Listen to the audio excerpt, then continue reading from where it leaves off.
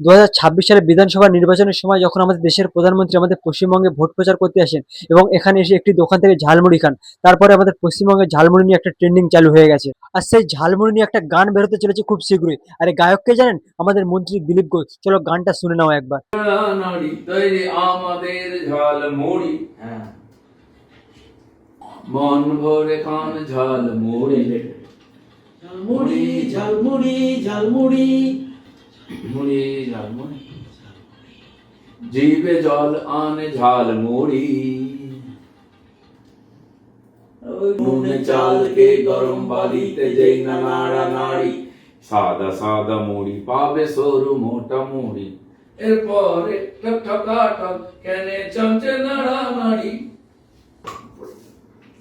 ডাব খাইয়ে যদি গরম বসবি, গরম কিছু খেতে হয়। চলো চাল আছে এখন কিছু করতে হবে না। আচারে টক মিলবে অল্প দাও হে থায়, আচারে টক মিলবে অল্প দাও হে থায়।